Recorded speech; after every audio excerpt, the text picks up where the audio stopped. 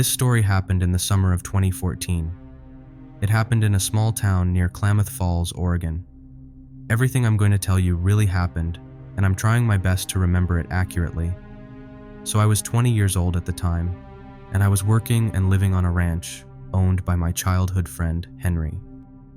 This ranch had a mix of rocky land, thick forests, and open fields. In the summer, it's really dry, and in the winter, it gets very cold. The ranch is in the Emerald Triangle, near the California border, only 5 miles away. Our closest neighbor lives 19 miles from us, and it's a 30-mile drive to the nearest town. Not many folks live here because the land is tough, but previously Native Americans used to live here. Henry's wife didn't like me because I spent a lot of time with her husband. She wanted his attention all the time, so I had to live in the cabin farthest from the main house. The ranch was big, about 400 acres, and my cabin was on the other side of the property. The cabin was built a long time ago, back in the early 1900s, by the first owners of the land. It was taken care of before Henry bought the ranch. Not many people went there because of the old equipment and metal lying around. It's like a deserted area, and it's where my cabin is. The ranch is divided into sections with fences to take care of the animals better. There were 4 gates I had to pass through to get from the cabin to the main house. I had to stop, open the gates, drive through, and then close them again. I really didn't like that part of living on a ranch. My small car couldn't handle the rough terrain, so Henry let me use the ranch truck to move around. As long as I made sure to fill up the gas tank, I could use the truck. It was old and beat up, with dents, dirt, and rust all over it. Plus, there was no door on the driver's side. But hey, that made driving it more exciting, right? Then one night, around 10 p.m., I was heading back to the ranch after going to town for gas and other stuff. I was really alert because there was no door on the truck. Everything looked normal. It was warm outside and the night sky was clear. As I was turning into the ranch entrance, I saw a cow standing in the middle of the road. I honked my horn, thinking it would move out of the way. But it didn't budge. I almost hit it, but I managed to brake just in time. It wasn't one of our cows because it didn't have our brand or tag. It just stood there, staring at me in the headlights. But there was something strange about its appearance. Its eyes didn't look right. The cow looked scared, like it needed help. I tried everything to scare it away. I honked the horn, revved the engine really loud, and yelled as much as I could, but nothing made it move.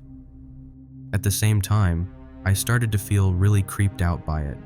I didn't feel safe being stopped in the middle of nowhere at night, especially in a truck without a door. I felt really vulnerable. Eventually, I decided to just go for it and nudge the cow with the bumper.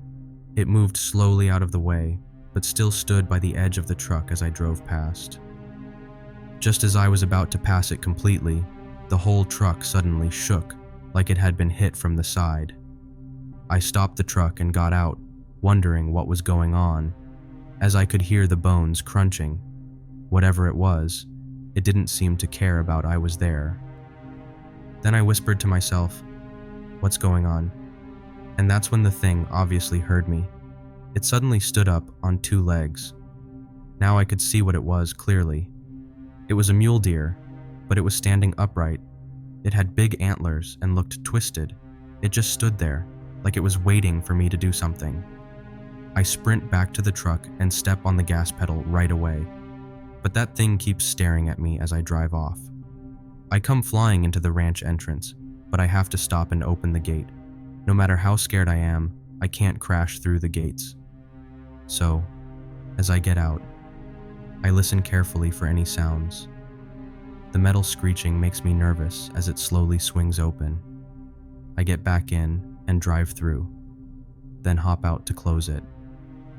As I'm closing the gate, I can hear loud footsteps like someone's running towards me and heavy breathing with a high-pitched grunting sound. I close the gate and run back to the truck. I get to it and open it quickly. All the while, I can hear that thing getting closer and closer, following me. I'm just opening the gates now. If I stopped to close them, that thing would catch up to me and I'd be in trouble. I reach my cabin and rush inside, locking the door behind me. I sit there quietly. This cabin doesn't have electricity, so I'm in complete darkness and silence. After about 20 minutes, I hear the footsteps again, circling my cabin. I can hear yipping noises, like hyenas laughing. I can also hear hooves tapping on the metal of the truck as that thing walks on top of it. I hear it jump down with a loud thud and grunt. It knows I'm in the small cabin. There's one window in the cabin, about 6 feet high. I start hearing tapping on both the door and the window. It's like there are two of these things. I grab my flashlight from the nightstand and shine it quickly at the window. But it was a mistake. What I saw still bothers me a lot. I'll never tell anyone, and definitely won't describe it all. It's too horrifying. The tapping gets louder and turns into banging on the door and window. And then I heard footsteps running away. Every night, these creatures would come back to bother me. Every morning, I'd find small mutilated animals around my cabin. I never told Henry or anyone else about what happened. I told him that a piece of wood hit the window while I was chopping. We replaced the window, and I bought curtains too. I'm a 45-year-old female living in a tiny town in Wyoming. There's only about 6,000 people here. You wouldn't think in such a small place like this, anyone would have to worry about having a stalker. At least, that's what I thought. But then to my horror, I found out I had one. Before 2013, I was pretty much a regular person in town.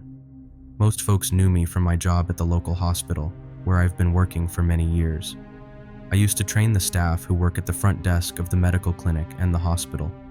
Then in 2013, something happened. I became a published author. So more people start to know who I was because of my writing. When my first book got published, it made a big splash in my town and all across the state. Everyone was talking about it, and when it got lots of 5-star ratings on Amazon, even more people paid attention.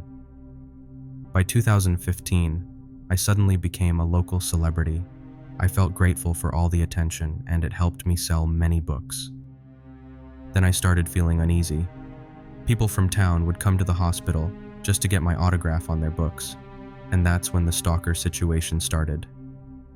One day, I was up in our medical office, training a new employee, when a big biker guy with long, messy blonde hair and lots of tattoos walked up to the front counter where I was standing.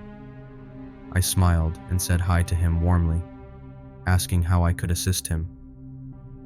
I thought he might be there for an appointment. He smiled back and confessed he didn't have one, but he brought some copies of my books and asked for my autograph. Not wanting to be impolite, I said I'd be glad to help and led him to a quieter spot at the end of the counter so he wouldn't bother anyone, to be honest. I was a bit surprised he bought them because they were supernatural thrillers, and he didn't seem like someone who would read that kind of stuff. Anyway, I thanked him for buying the books and signed them. He said thanks and left, and I didn't think much about it after that.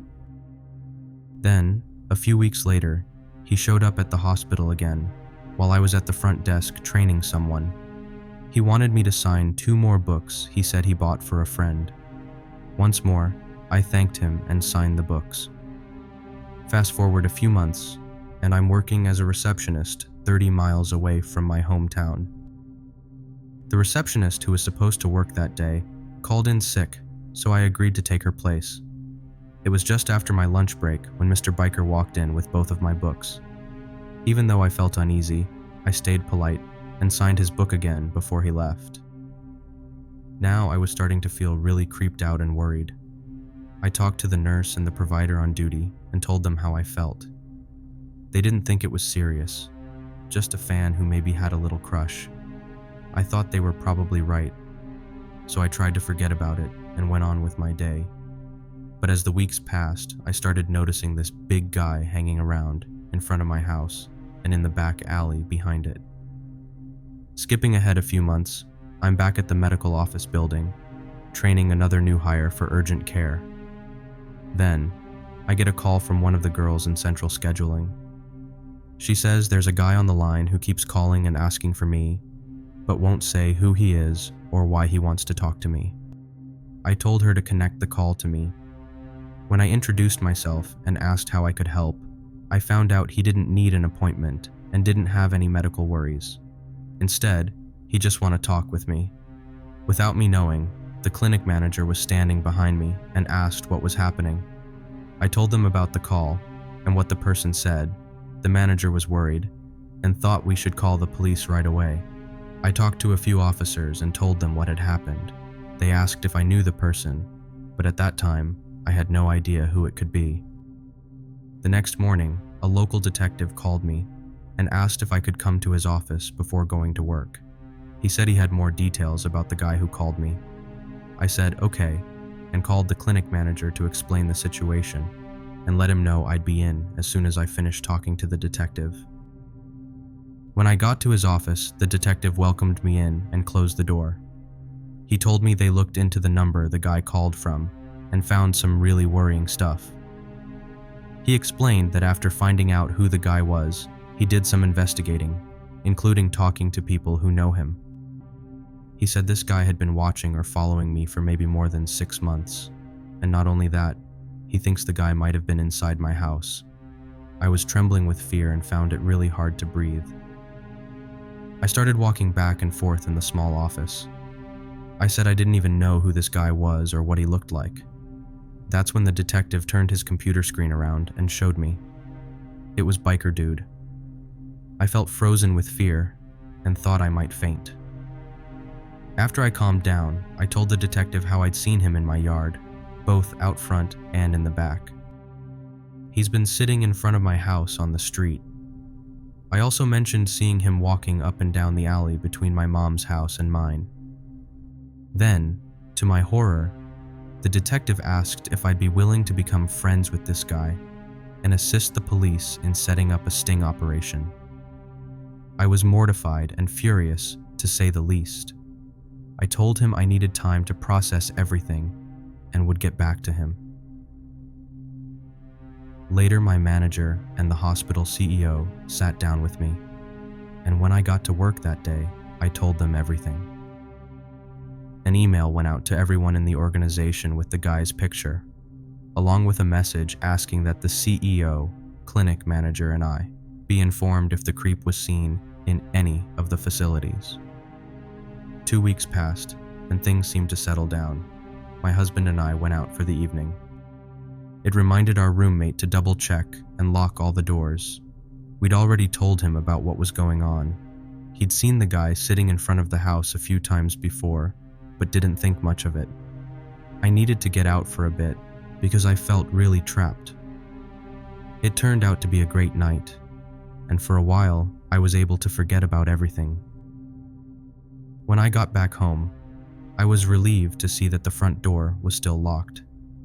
I checked the back door, and it was locked too. One of our roommates was fast asleep in his room. I felt a sense of relief and headed to our bedroom. As I walked in, I noticed my husband was reading something, and he looked really pale. I asked him what was bothering him, and he gave me a piece of paper. He said it was under my pillow. Then he started searching through our closets and under the bed. While he was doing that, I read the letter, feeling horrified. It said, "I love the smell of your pillow. I hope you don't mind, but I borrowed a few of your things. Your roommate sleeps like a log. I'll be seeing you soon." I phoned the police, but they said there wasn't much they could do since he wasn't in the house anymore. Then, after a few more weeks, I started to notice him everywhere. At the grocery store, the pharmacy, basically everywhere I went, he was always there, lurking in the distance. I couldn't focus because the police kept saying they couldn't do anything unless he had a weapon or had actually harmed me. Just sitting in front of my house or in an alley for hours isn't against the law. This went on for more than a year. I have a professional job, and even though I kept up a happy face in public, inside, I felt scared like a shy little mouse, always hiding behind locked doors at night, too afraid to step outside. Then, about 6 months ago, my husband and I woke up to flashing lights and people shouting outside. It sounded like they were just outside, on the front lawn. I peeked through the curtains and saw they were indeed right there. They had some guy on the ground, telling him not to move. The fire department was there, putting out a big 15-gallon gas can that had been set on fire and left on my front step. We put on our robes and hurried outside, where we were met by several police officers. They had the biker guy on the ground in handcuffs.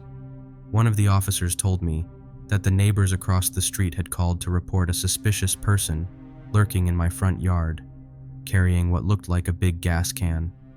The officer also mentioned that all the tires of my car had been slashed. He explained that the biker guy had put the gas can on my front step and set it on fire. My heart was racing so fast, and I thought I was going to have a heart attack right there. I completely lost control and started crying uncontrollably. But I was mostly overwhelmed by the thought that if our neighbors hadn't woken up, we could have been seriously hurt. Bike Dude is in jail now. He got sentenced to 2 years on a plea deal.